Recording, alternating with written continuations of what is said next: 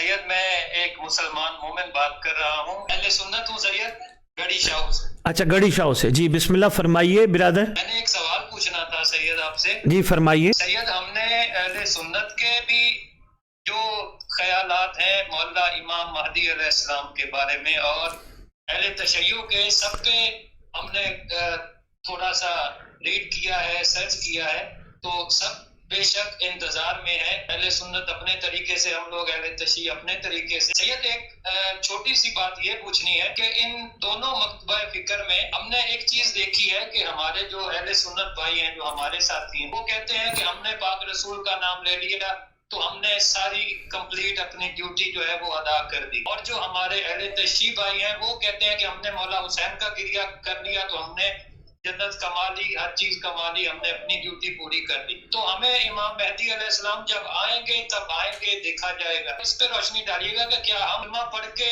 اور اہل تشیع بھائی جو ہے وہ ماتم کر کے وہ کامل ہو گئے ہیں، کیا ہماری اس سے آگے بھی کچھ ذمہ داری ہے؟ جی ماشاءاللہ گڑی شاہو سے برادر، آپ نے بہت اچھا سوال کیا، بہت خوبصورت بات آپ نے کی۔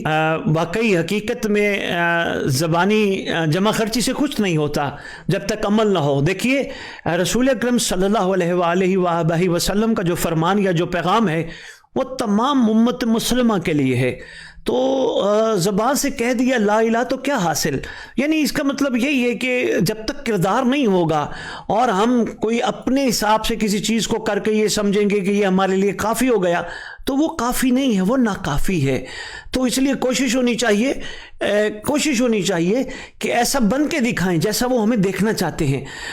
یقیناً جیسے آپ نے کہا ہم نے رسول صلی اللہ علیہ وآلہ وسلم کا نام لے لیا، دیکھیں رسول اکرم صلی اللہ علیہ وآلہ وآلہ وسلم نے مسلمانان عالم کو، انسانیت کو ایک پورا لائے عمل عطا کیا۔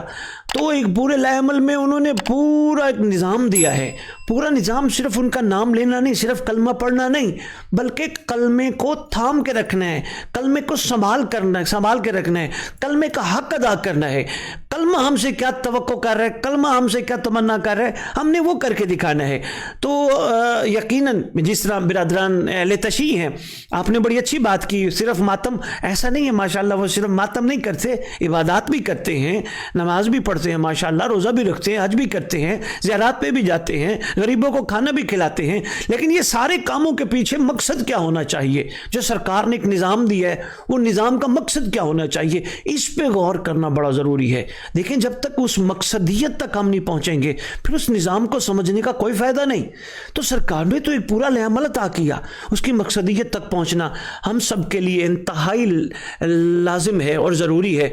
اور انشاءاللہ میں محسوس کر رہا ہوں کہ آہستہ آہستہ ضرور لوگوں میں تبدیلی آ رہی ہے، لوگ اس چیز کو محسوس کر رہے ہیں، اس کی ضرورت کو محسوس کر رہے ہیں کہ واقعتاً حقیقتاً جیسا سرکار ہمیں دیکھنا چاہتے ہیں ویسا ہم بن کے